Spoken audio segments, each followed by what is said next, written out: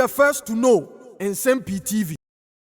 Now, in terms of the new patriotic party, it has become a sure bet. Say, Nyankopon ya adomo a in January, nipa mako numi emu baako ena esi ahene ne etu ahene fo ebeto aba apaw se omedi osono kokroko amanyoko denim. It is either going to be the former flag bearer, the former vice president, His Excellency Dr. Mahmoud Bawumia, the former Asin MP, the Honorable Kennedy Ohene Japan, the former Education Minister, Dr. Oseya Waduchum, former Greek Minister, the Kowu Ambassador, Dr. Brian Champon, and Engineer Kwabena J. Japan.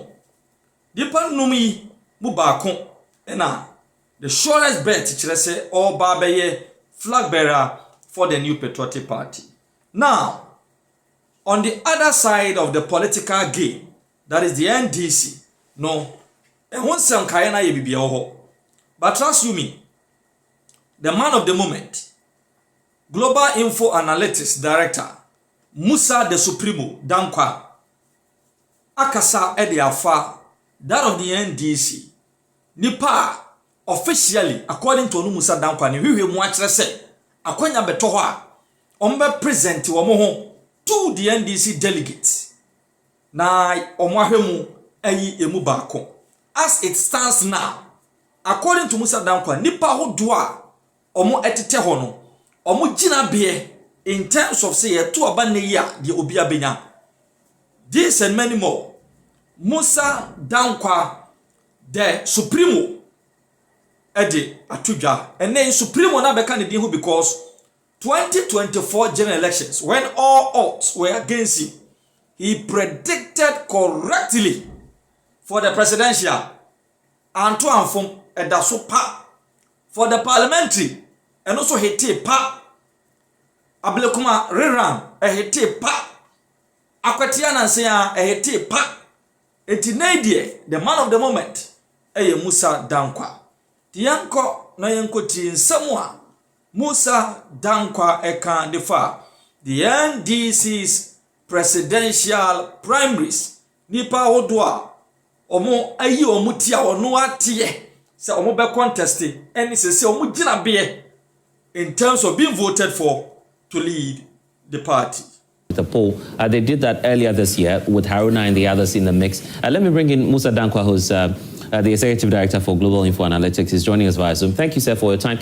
So let's do this. Why is Asiedu Nketia in all of this, in the mix? I recall when the first poll was out, Asiedu Nketia was then lagging behind, but now you say there's a significant improvement. Tell us about it.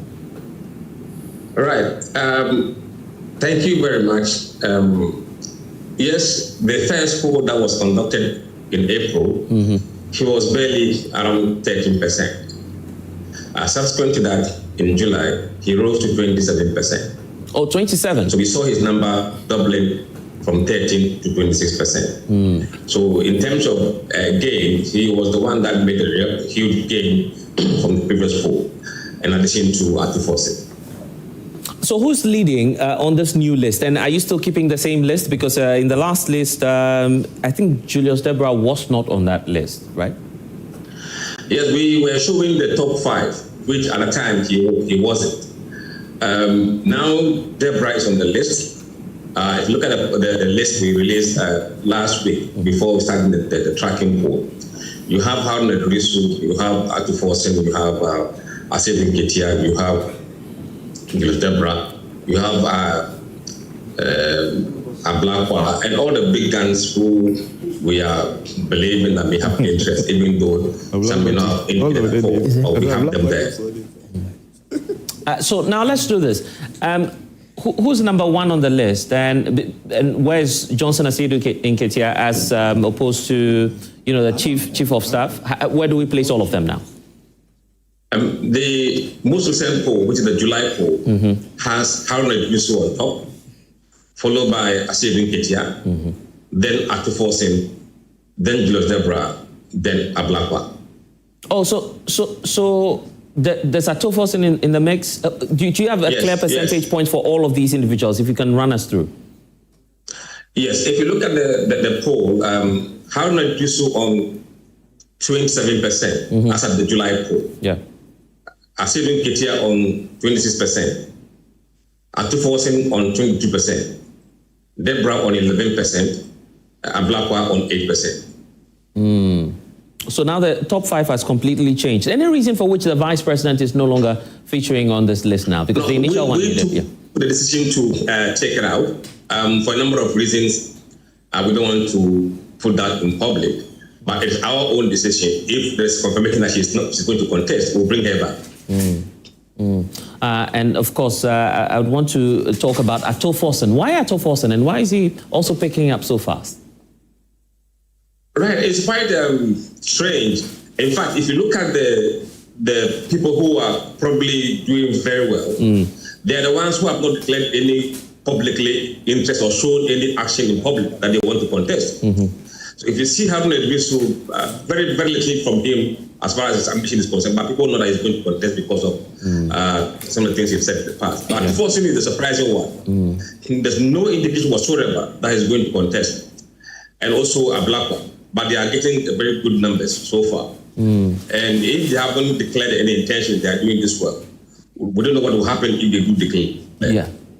Okay. Are you beginning to do permutations already? Say, for instance, in my mind now, I'm looking at possibly Asiedun Ketia against Dr. Mahmoud Bawumia, Asiedun Ketia against Kennedy Ejapon. These are at least the leading names in the NPP. Are you beginning to do some of the permutations already? How is it going to be looking like? Yes, we've set out a criteria for one to qualify to be in the head-to-head.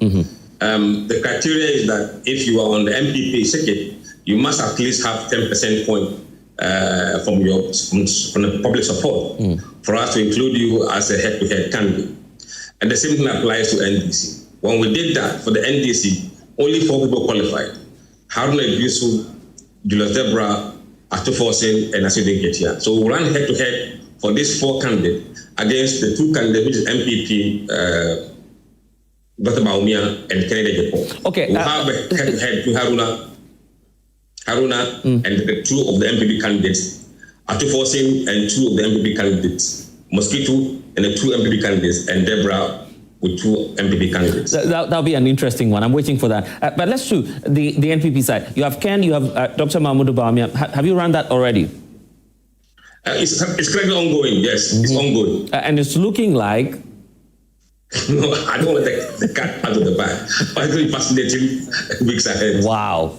So it's coming up in the next few days. Give us a sense, if you're not going to give us figures, of what some of the critical deciding factors for the NPP guys too as well. Look, I don't want to let anything out, but we are seeing phenomenal and trends that we are observing. The key thing we've seen is that the NDC voters prefer MPP to elect Bawumia, and the MPP voters prefer NDC to elect Mosquito or Haruna Idrisu. Are they doing that from a good heart, a good place, if I should say, or they want someone who they can easily... I don't want to answer that. Or they want someone who they can easily... Because I'm looking at this, Johnson Asiedun Ketia against Kennedy Ejapon. That will be a wild one, isn't it? Yeah, that will be a very serious one. I mean, we just have to wait a bit more to see a bit more detail from that.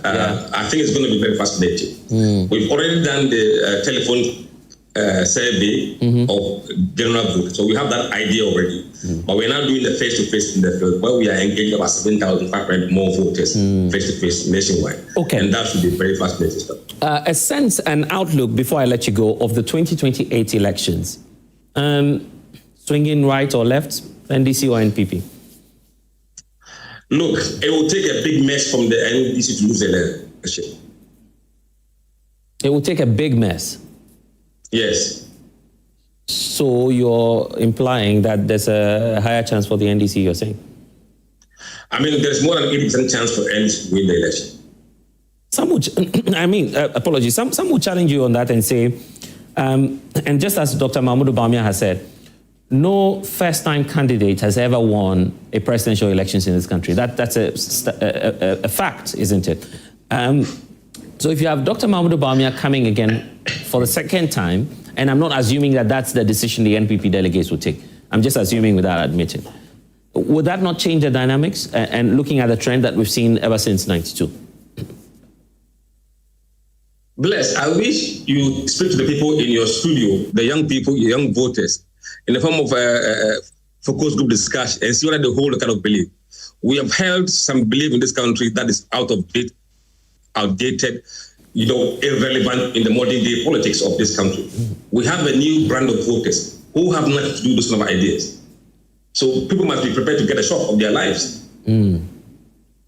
Right. So it's not business as usual. Anyway, Musa Dankwa, we're grateful for your time. At all. So the young ones will decide. 75% of your voters below 35 years of age. So it's going to be largely driven by the youth.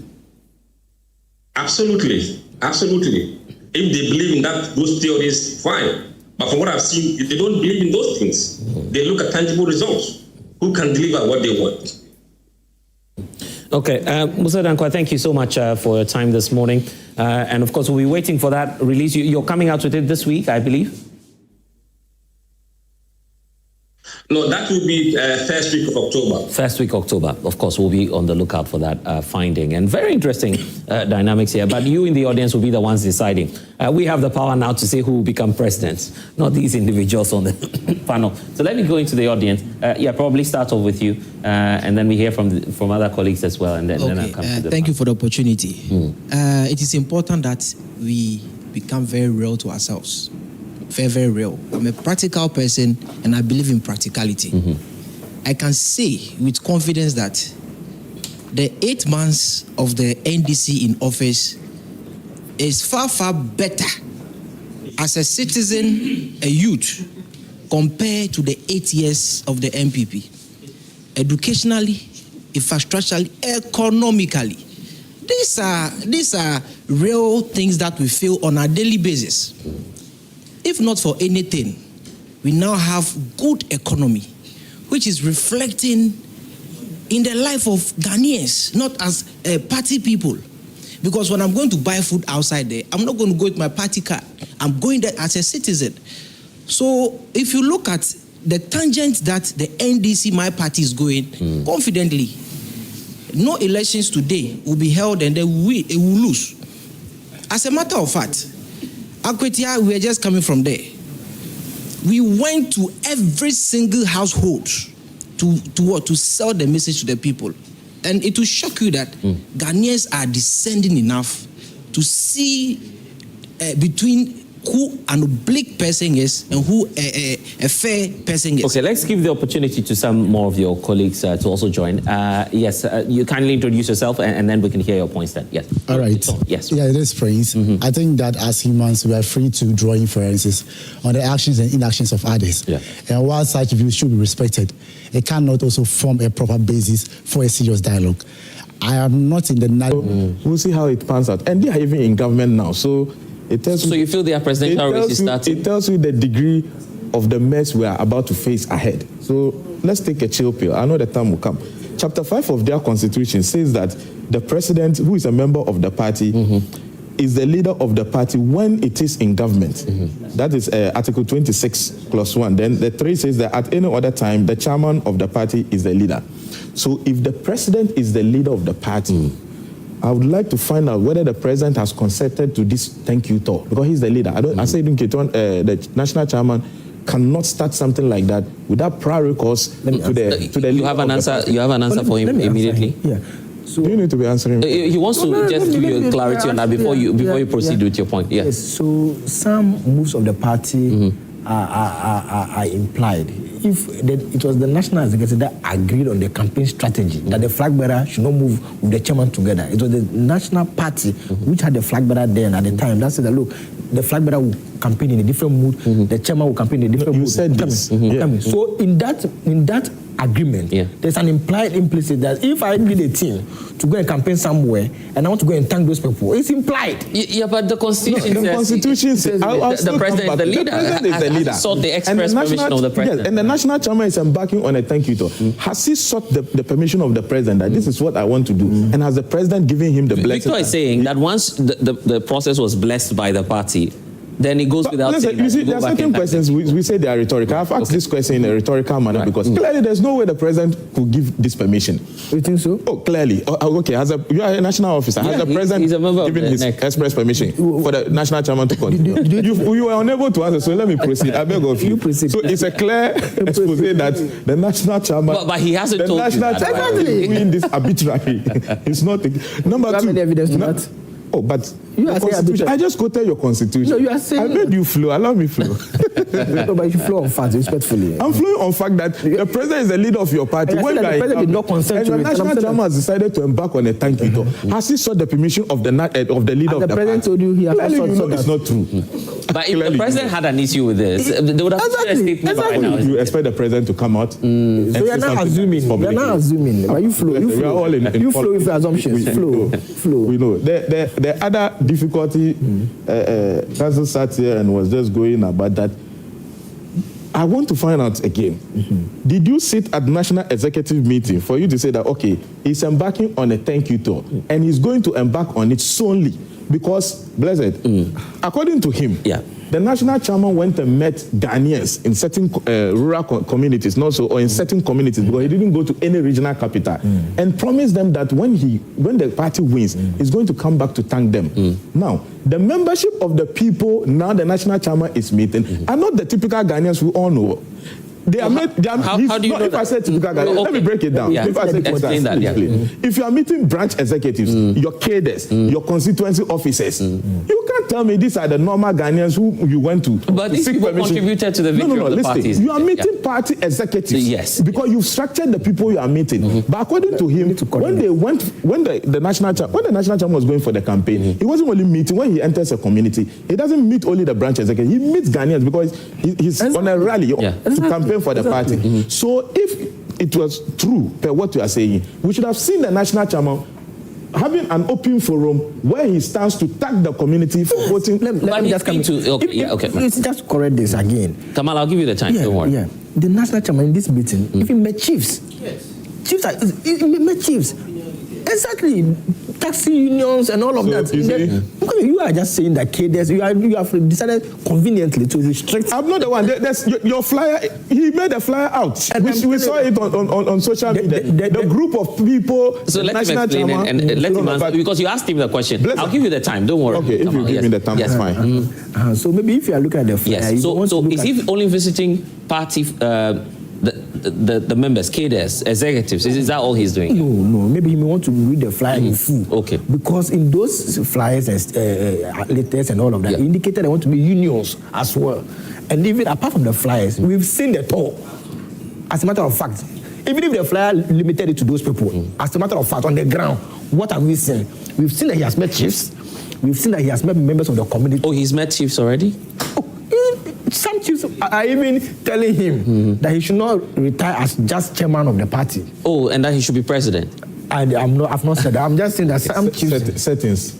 These are all settings. Blessed. But I just want to link it out with the chief of staff work. Like, again, I do not think the chief of staff work means that he wants to contest for president. No. This person wants to keep fit. He wants to... Let's not. Look. Our brother is really struggling. No, our brother is really struggling. Let us not be making assumptions. He's struggling. Look. Me, as I'm here, if I get, I'll join the walk. Into my tummy. Someone says you go explain that.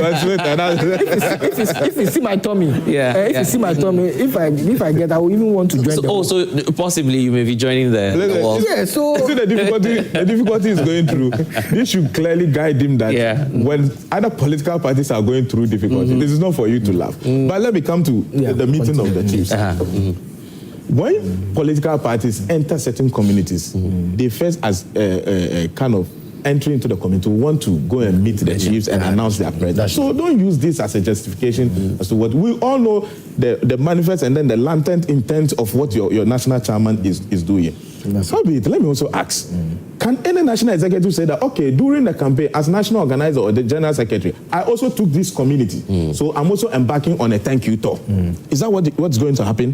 Because if the party is going to thank people, if your national chairman even went to certain community and you won, now it is a party that has won. Is that not it? So you should have gone together with the national executives as a body to go and thank the people, not in his individual capacity, because he has an ambition, we all know, which you don't want to. We will help you in the MPP, we will help you say it plainly that he has the ambition, and then the chief of staff also has the ambition. We've started seeing the rift publicly, it's beginning to manifest. They see each other, one passes west, the other passes east. We are beginning to about that. Oh, basically, there are videos we've seen. Oh, there are videos. There are videos we've seen where they see each other. There's this kind of cold war, kind of cold tension beginning to manifest within the NDC. Okay. Please, I'm coming. So the question I really want to ask as a national officer is that, can your national organizer also embark on a thank you tour? Yes. Can your general secretary also embark? And if they are beginning to embark in individual capacities, what does that speak of your party? This is what I want to do. If truly these individuals are lacing their boots for presidency, how is it looking like? Global Info Analytics is out